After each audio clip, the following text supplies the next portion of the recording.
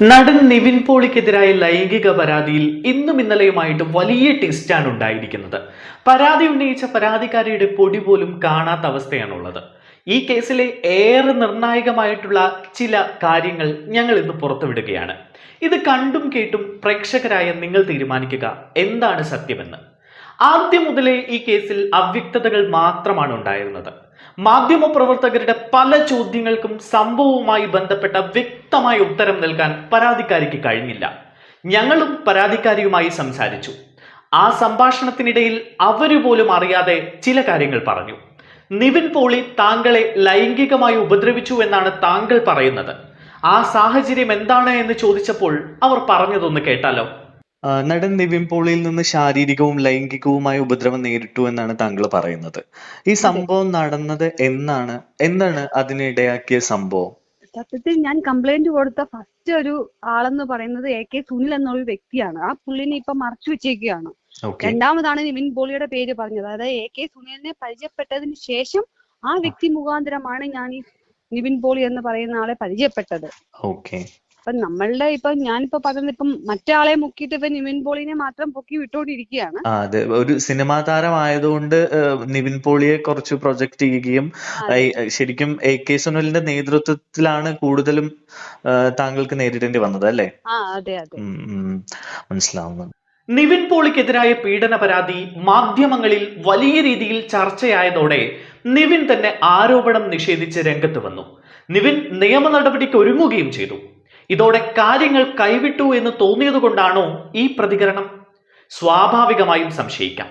അടുത്തത്, തന്റെ എല്ലാ തെളിവുകളും അടങ്ങിയ ഫോൺ നിവിൻ പോളിയുടെ കയ്യിലാണ് എന്ന് മാധ്യമങ്ങളിൽ വന്നിരുന്ന് പറഞ്ഞ പരാതിക്കാരി ഞങ്ങളുടെ ഈ ചോദ്യത്തിന് നൽകിയ ഉത്തരമൊന്ന് കേട്ടു നോക്കൂ.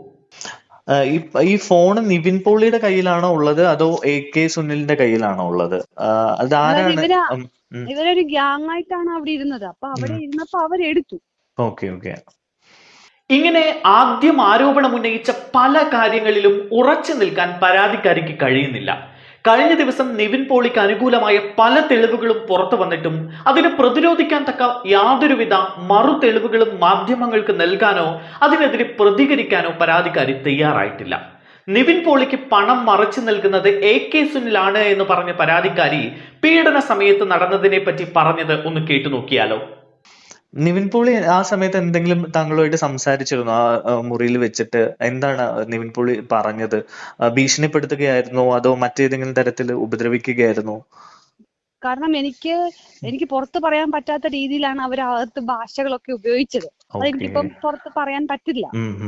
അപ്പൊ ആ ഒരു രീതിയിലാണ് അവരുടെ സംസാരം അതിനകത്ത് നടന്നേക്കുന്നത്. അപ്പൊ എനിക്കത് മീഡിയയോട് പറയാനായിട്ട് പബ്ലിക്കായിട്ട് ഇപ്പൊ പറയാൻ പറ്റില്ല. മനസ്സിലായി. നിവിൻ പോളിയും അത്തരത്തിലുള്ള ഭാഷ ഉപയോഗിച്ചിരുന്നോ? അതെ.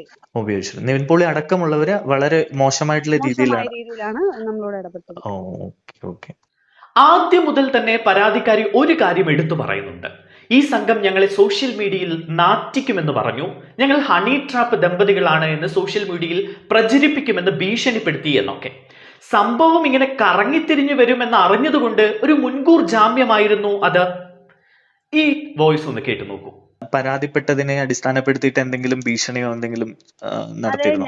നമ്മളോട് പറഞ്ഞായിരുന്നു സോഷ്യൽ മീഡിയ വഴി നമ്മളെ നാറ്റിക്കുമെന്ന് പറഞ്ഞായിരുന്നു. അപ്പൊ ഞങ്ങൾ കംപ്ലൈന്റ് കൊടുത്തതിന് ശേഷം ഞങ്ങൾ ഹണി ട്രാപ്ഡ് കപ്പിൾസ് ആണ്, വമ്പന്മാരെ വലവീശി ഞങ്ങൾ പണം തട്ടാനുള്ള ശ്രമത്തിലാണെന്നും പറഞ്ഞുകൊണ്ട് ഞങ്ങൾ ഇങ്ങനെ ഫേസ്ബുക്കിലൊക്കെ സോഷ്യൽ മീഡിയയിൽ അടിച്ചിറക്കിയായിരുന്നു. അത് കഴിഞ്ഞ് നമ്മൾ അതും കൊണ്ട് ഇവരുടെ സംഘമാണ് അത്തരത്തിലുള്ള ഒരു പ്രചാരണം നടത്തിയത് അല്ലേ? ഓക്കെ.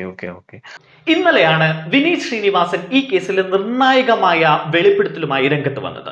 പരാതിക്കാരി പീഡനം നടന്നു എന്ന് പറയുന്ന 2023 ഡിസംബർ 14, 15 തീയതികളിൽ വർഷങ്ങൾക്ക് ശേഷം എന്ന തന്റെ സിനിമയുടെ സെറ്റിലായിരുന്നു നിവിൻ പോളി എന്നാണ് വിനീത് പറഞ്ഞത്. 15 പുലർച്ചെ 3 മണിവരെ തന്നോടൊപ്പം ഉണ്ടായിരുന്നു എന്നും വിനീത് പറഞ്ഞു. പിന്നെ എങ്ങനെ നിവിൻ ദുബായിൽ വെച്ച് 2023 ഡിസംബർ 15 യുവതിയെ പീഡിപ്പിക്കും? സ്വാഭാവികമായ ചോദ്യമല്ലേ. 2023 ഡിസംബർ 14, 15 തീയതികളിൽ കൊച്ചിയിലെ ക്രൗൺ പ്ലാസയിൽ താമസിച്ചതിന്റെ ഹോട്ടൽ ബില്ലും ഇന്നലെ തന്നെ പുറത്തു വന്നിട്ടുണ്ട്. ഇന്നിപ്പോ നടി പാർവതി R കൃഷ്ണ സംഭവം നടന്ന ഡിസംബർ 14 താൻ നിവിനൊപ്പം വർഷങ്ങൾക്ക് ശേഷം എന്ന സിനിമയുടെ സെറ്റിലായിരുന്നു എന്ന് വെളിപ്പെടുത്തിയിട്ടുണ്ട്. സെറ്റിൽ നിന്നുള്ള ചിത്രങ്ങളും വീഡിയോകളും പാർവതി തന്നെ പുറത്തുവിട്ടിട്ടുമുണ്ട്. ഇതിനെയൊന്നും പ്രതിരോധിക്കാൻ ഇത്ര നേരമായിട്ടും പരാതിക്കാരി രംഗത്ത് വന്നിട്ടില്ല. പരാതിക്കാരിയുടെ പ്രതികരണത്തിനായി ഞങ്ങളും വിളിച്ചു നോക്കി, പക്ഷെ ഫോൺ എടുത്തില്ല. അപ്പോൾ ഇതൊക്കെയാണ് ഇതുവരെ നടന്നിരിക്കുന്നത്. ആരുടെ കൂടെയാണ് സത്യമെന്ന് അന്വേഷണ സംഘം തന്നെ തെളിയിക്കട്ടെ, അല്ലേ? നന്ദി, നമസ്കാരം.